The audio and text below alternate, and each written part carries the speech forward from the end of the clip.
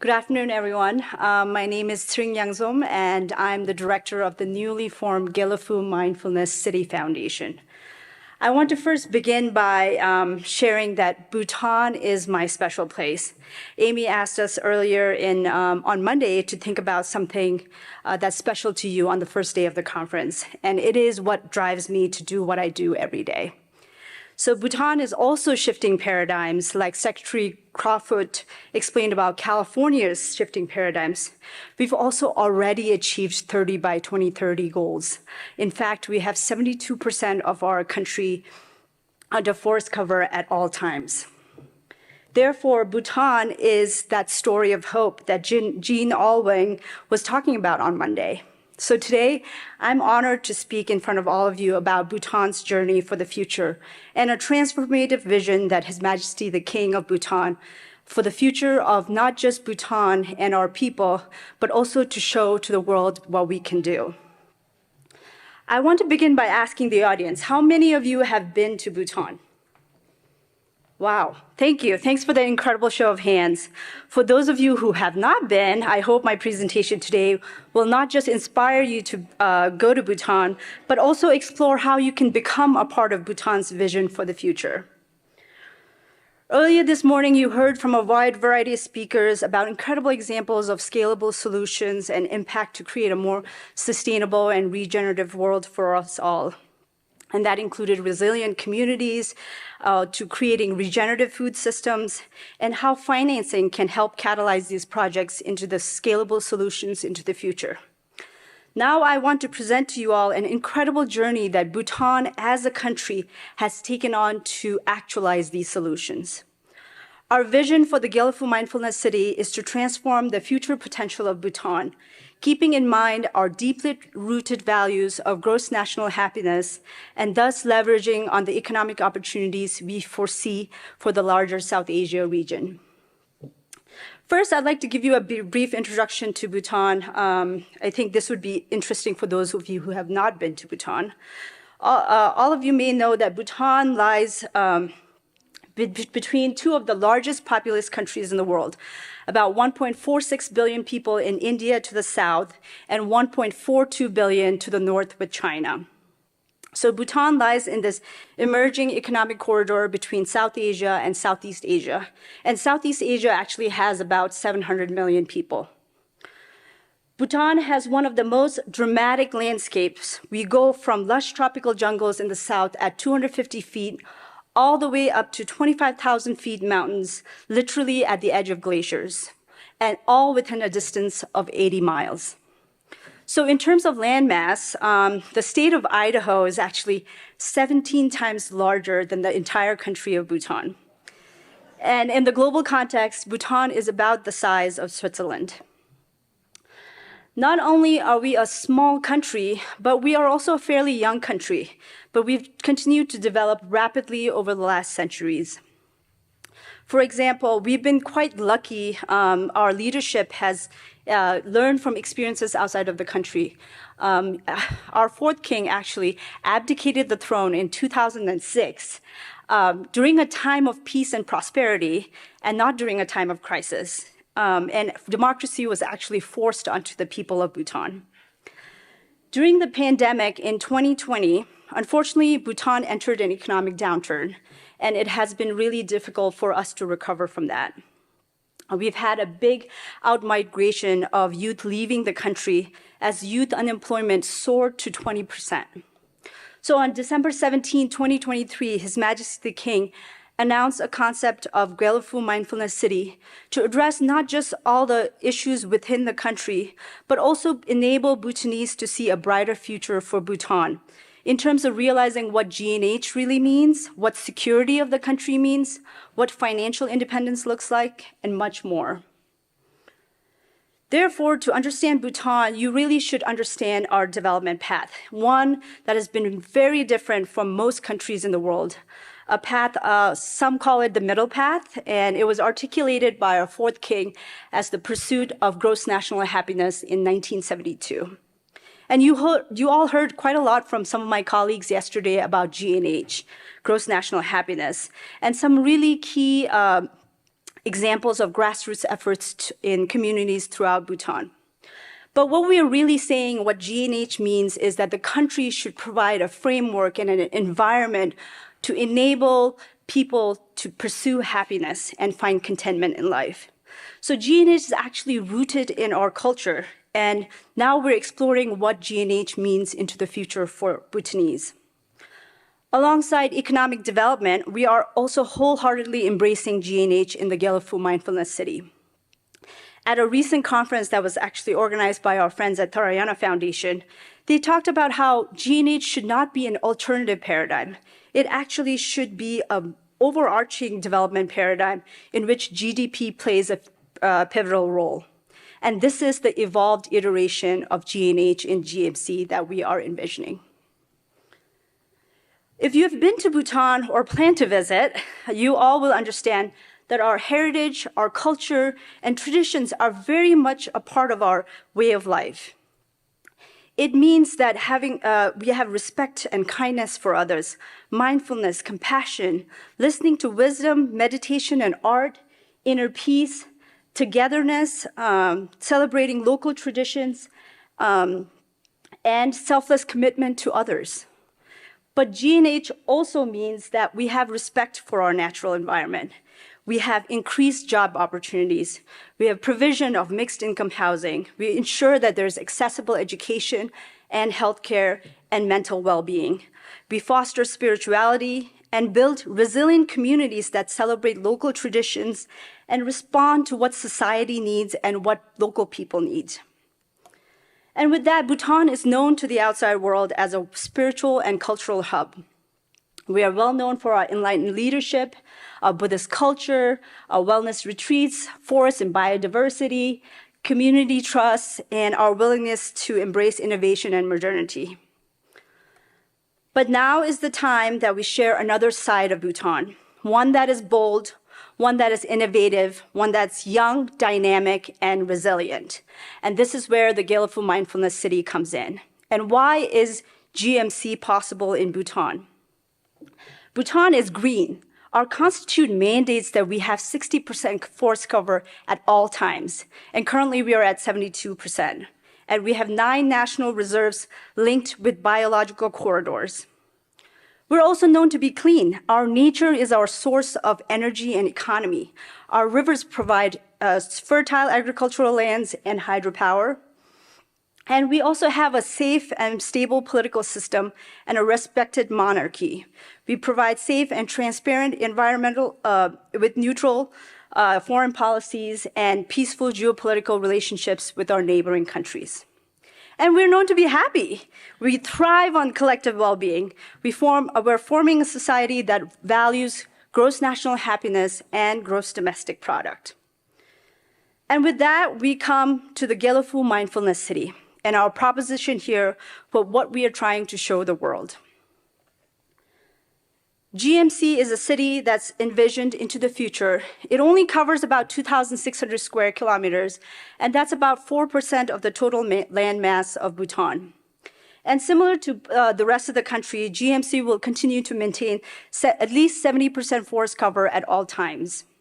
It is located in the south-central part of Bhutan, and we're currently working on connectivity, which we see as a very important link to the outside world.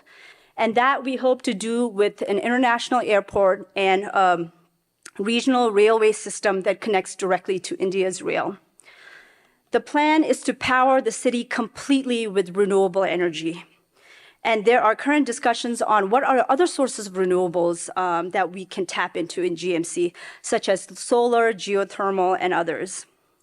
And this energy system will be developed completely independent from the current energy resources in the country. And now we've identified about 7 core drivers that will form GMC. We're looking at spirituality, where GMC will be a global Buddhist and spiritual center. In health and wellness, we're actually focusing on integrative medicine, looking at our traditional Eastern medicine, which is also known as Sowe Rigpa in Bhutan, and how that can overlap with the Western medicine. We're also looking at a knowledge hub for education and thought leadership. In agritech and forestry, we're leveraging on sustainable, carbon neutral, and regenerative agriculture. In green energy and tech industries driven by exponential demand for AI and compute power, finance as a hub for wealth management and digital banking, aviation and logistics to become a regional air connectivity hub with an airport economy around it. And lastly, we're also continue to focus on tourism, which will be an important economic driver for all these various sectors. GMC is also a spiritual and ecological endeavor. It sits on sacred land with deep Buddhist heritage and immense ecological value as a biodiversity hotspot. Strategically, GMC also serves as a global gateway for Bhutan, opening new avenues for trade, tourism, and diplomatic engagement. Currently, GMC has actually approved 8 spiritual and mindfulness centers across GMC. In Bhutan, most of our communities actually have been built around and developed around spiritual centers and monasteries. We believe that the establishment of these 8 significant centers will enable GMC communities to be built around them. And the city's architecture, it's crafted by world-renowned Bjarke Ingels Group, BIG, and the design philosophy focuses on community living, sustainability, and seamless integration of urban spaces with nature and wildlife. Next, I would like to give an example of how we intend to use these spaces and communities with intention, and one that's purpose-driven. The International Airport is a transformative project that we're currently working on that's central to that vision. The airport reflects cultural heritage while embracing world-class aviation standards. There's a new runway that goes in, will accommodate larger aircrafts, and will be equipped with instrument landing system that will enable safe landings in all weather conditions. This is important because, as some of you who've been to Bhutan may know, that current airports in Bhutan are highly unreliable and fully dependent on weather, and that's unsustainable for the air industry and tourism. And sustainability is at the core of the airport's design. It features a glulam timber modular structure with rooftop solar panels to minimize carbon footprint. And this project aligns deeply with GMC and Bhutan's commitment to remain carbon negative, setting a new benchmark for eco-friendly aviation infrastructure globally. The airport is not just functional, it's also deeply spiritual. Traditional arts like carpentry, painting, carving, and weaving are all integrated throughout the structure. There's going to be spaces for yoga, meditation, sound healing, so that there is a mindfulness-driven travel experience unique to Bhutan. The design ensures that every traveler feels immersed in Bhutanese culture from the moment they arrive at the airport. The airport also supports Bhutan's broader vision of building a thriving economic corridor and transforming into a regional center for mindfulness, innovation, and regenerative living. The airport will be completed by 2029, and in the next 10 years, all the key infrastructure and core city services will be completed. By 2024, Gelephu hopes to become a thriving community and become a leading regional hub for mindful living and regenerative economic growth.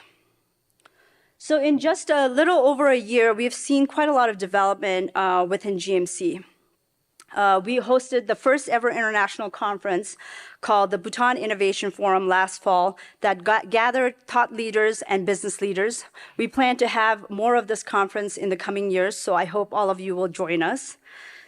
We also formed the GMC board and founding members and appointed a new CEO and governor.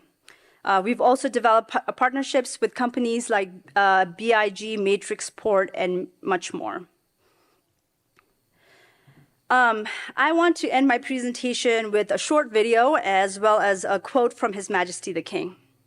Our greatest strength lies in the loyalty and unity of our people, which gives me the confidence to pursue ambitious endeavors like GMC. I want to highlight this because the people of Bhutan are ready for GMC. This was shown through a miraculous outpouring of support from the general public for this vision. Bhutanese people know that our current way of life is not sustainable into the future. we need to become more economically and socially independent. In just the last month, Bhutanese from all over not just the country, but the world, including those youth that left Bhutan, supported the GMC bond that was introduced. This bond provided an opportunity for Bhutanese people like myself, to be vested in the future of Bhutan. And hundreds of millions of dollars have been raised so far from our own people. And this show of support was completely unprecedented. So here's a short video that was made on the city by our partners at BIG. In the land of the Thunder Dragon lies a special place where wisdom and compassion have forged a unique way of life. Rooted in the timeless principles of Vajrayana Buddhism, Bhutan seamlessly intertwines spiritual and cultural values with a profound respect for nature. A green sanctuary where national parks and forests absorb more CO2 than the country emits. Bhutan harnesses the power of its rivers, making it one of the cleanest nations in the world. Guided by Buddhist principles and the philosophy of gross national happiness, Bhutan has nurtured a society built on trust and well-being. A safe place, governed by a stable political system dedicated to the country's long-term vision. Today, Bhutan is focused on building its future, ready to emerge as the gateway between South Asia and the world. Rooted in Bhutanese identity and open to international partners, a new city will serve as a hub for global exchange and sustainable development. With a confined footprint of just 4% of the nation, this special administrative region will lay the foundation for future generations, becoming a new model for a lasting legacy. Welcome to Gelephu Mindfulness City. Descending from the Himalayas to the lush tropical plains, a cascade of urban terraces is shaped by the uninterrupted flow of water, plants and animals. A land where bridges become cultural landmarks, connecting one neighborhood to another. A human-scale environment designed to inspire and nurture global talent, fostering a culture of collaboration, experimentation and innovation. In Gelephu, green and clean surroundings will drive businesses towards sustainability, striking a balance between economic success and environmental prosperity.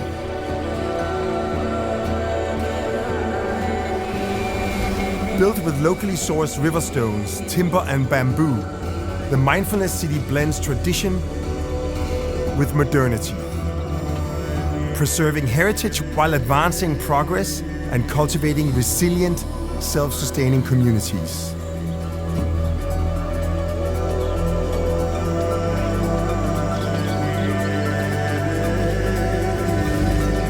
Here nature is enhanced rather than displaced, with every path drawing you deeper into the wild. This sanctuary for spiritual and physical rejuvenation evolves with its ever-changing landscape, integrating infrastructure with social activities and nature-based solutions. A constellation of public spaces will gather residents of the Mindfulness City to share a life of learning and happiness.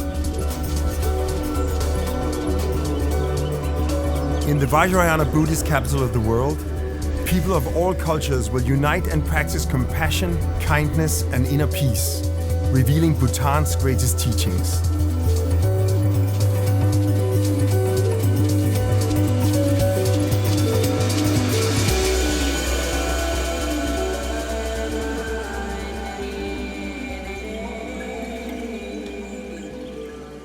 Together, we begin a new era of mindful prosperity. Thank you. So with that, I will conclude my presentation and leave you all to think about the opportunity Bhutan is presenting for the future and a story of hope for all of us. Thank you and Tashi Delek.